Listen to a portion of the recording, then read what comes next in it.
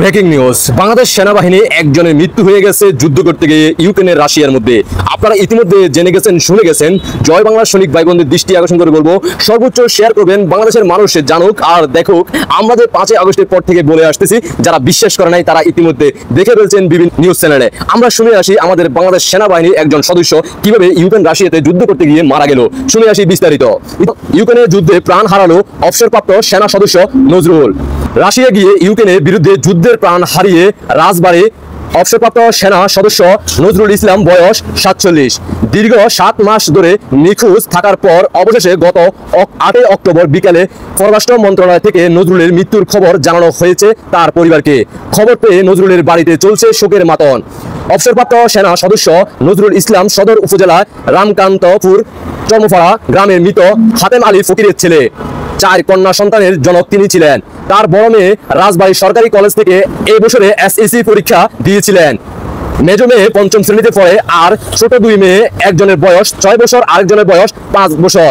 শুক্রবার 10 অক্টোবর সকালে সরজমিনে নজরুলের স্ত্রী ও পরিবারের অন্য সদস্যদের সঙ্গে তার বাড়িতে গিয়ে কথা বলে জানা যায়, নজরুল ইসলাম বাংলাদেশ সেনাবাহিনী পদে কর্মরত ছিলেন এবং 2020 সালে তিনি অবসরে যান। 2013 সালে তিনি জাতিসংঘের শান্তিরক্ষা মিশনে অংশ নিতে কঙ্গোতে গিয়েছিলেন। অবসরের পর থেকে বাড়িতে থাকেন। কিছুদিন পর রাজবাড়ী শ্রীপুর বাজারে মুদি ব্যবসা শুরু করেন, কিন্তু একটা সময় ব্যবসা বড় লোকসান হওয়ার আর্থিক সংকটে পড়েন। এই অবস্থা স্থানীয় একজন ফরিদ হোসেন তাকে রাশিয়া যাওয়ার জন্য প্রস্তাব করেন।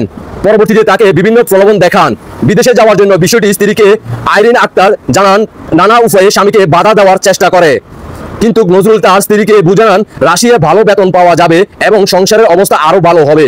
এরপর চলতি বছর 28 ফেব্রুয়ারি তিনি 2025 সালে 28 ফেব্রুয়ারি তিনি রাশিয়ার উদ্দেশ্যে যান। সেখানে পৌঁছানোর পর 1 মাসে সামরিক প্রশিক্ষণ নিতে তাকে বাধ্য করা হয়। প্রশিক্ষণের শেষে ইউক্রেনের বিরুদ্ধে যুদ্ধক্ষেত্রে পাঠানো হয় তাকে।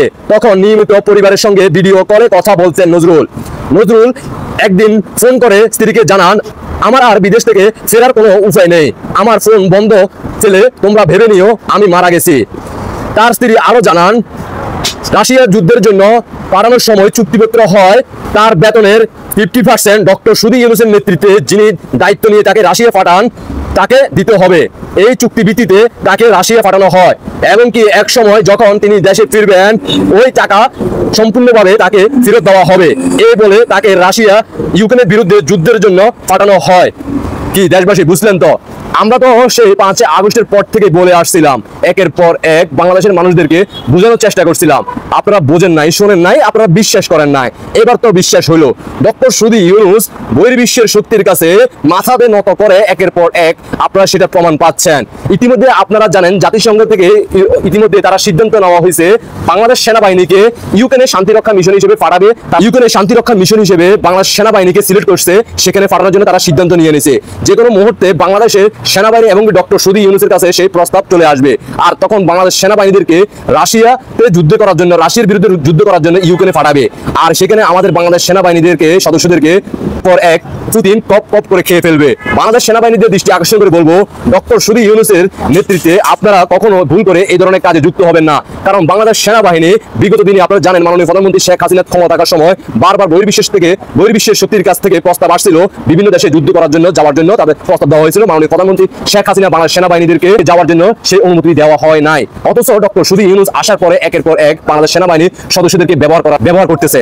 আশা করি বুঝতে পারছেন। দেশবাসীকে দেখার সুযোগ করে দিবেন। আপনাদের ব্যক্তিগত মতামত অবশ্যই কমেন্টে জানিয়ে দেবেন। আল্লাহ হাফেজ।